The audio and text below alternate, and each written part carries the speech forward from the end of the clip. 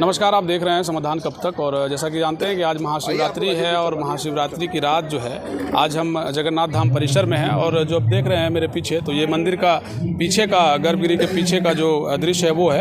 यहाँ पोस्टर लगा है और इस पोस्टर में जो इस दुनिया में नहीं रहे उनकी तस्वीरें लगाई गई हैं। हालांकि जिनकी तस्वीरें लगी हैं वो समझिए तो इस प्रखंड के बेहद ही गणमान्य लोग रहे हैं और उनकी याद में ये जो है लगाई गई है। अयोध्या के तर्ज पे कहा जा रहा था कि जगन्नाथ धाम में उसी तरीके से इस बार महाशिवरात्रि होगी।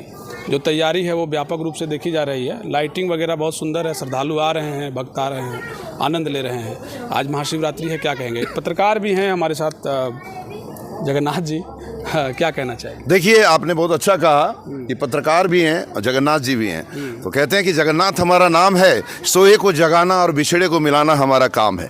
जागो वो मस्तानो जागो, जागो वो दीवानो जागो, जागोगे तो पाओगे वरना बाद में पछताओगे। इस उद्देश्य को लेकर के जगन्नाथ धाम लगातार 27 वर्षों से प्रयासरत है और आगे अंतिम सांस तक प्रयासरत रहेगी, क्योंकि सत्य ही सनातन है, सनातन ही सत्य है और सनातन ही और सत्य ही अंतिम विकल्प है।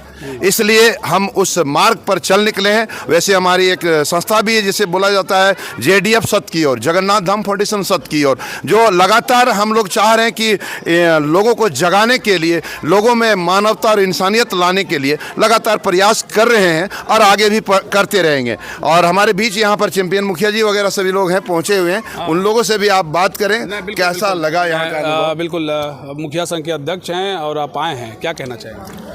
सबसे पहले मैं समाधान इंडिया के विकास जी, उनके तमाम टीम को मैं बधाई और शुभकामनाएं देता हूं।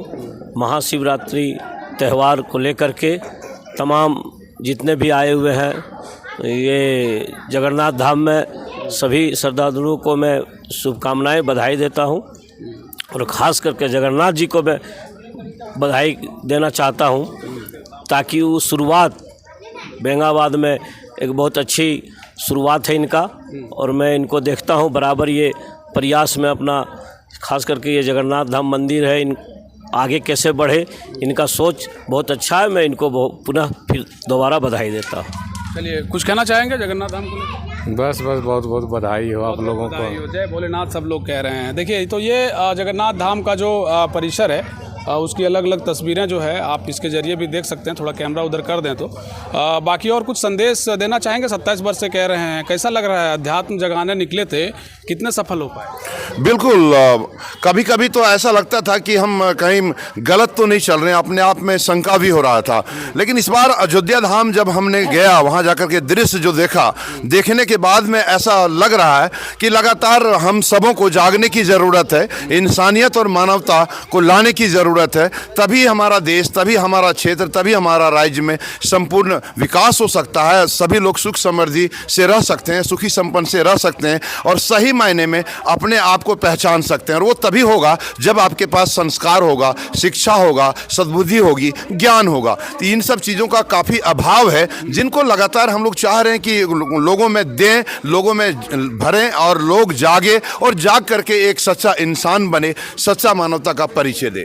देखिए, अयोध्या धाम की बात ये कह रहे हैं और पीछे आप ज़रा दिखाइए तो यहाँ स्क्रीन लगा हुआ है और उस स्क्रीन में जो चूँकि हमने पहले ही बताया कि ये पत्रकार भी हैं, तो अयोध्या धाम की तस्वीरें दिखाई जा रही हैं यहाँ के लोगों को। एक बाहर भी स्क्रीन लगाई गई है और उस स्क्रीन एक तरीके से समझिए कि उस स्क्रीन के जरिए अध्यात्म को जगाने का, बताने का लोगों का प्रयास हो रहा है कि भैया आप जो है बेहतर कदम उठा सकते हैं। अध्यात्म की एक तरीके से एक लौ जलाने का प्रयास जगन्नाथ धाम पिछले 27 वर्षों से कर रही है। और तस्वीरें भी हम 27 वर्ष के बाद आज जब दिखा रहे हैं तो समझिए कि जगन्नाथ धाम ने जो यहाँ के क्षेत्र में, आज यहाँ के क्षेत्रों के लिए जो काम किया है वो वाकई सराहनीय है।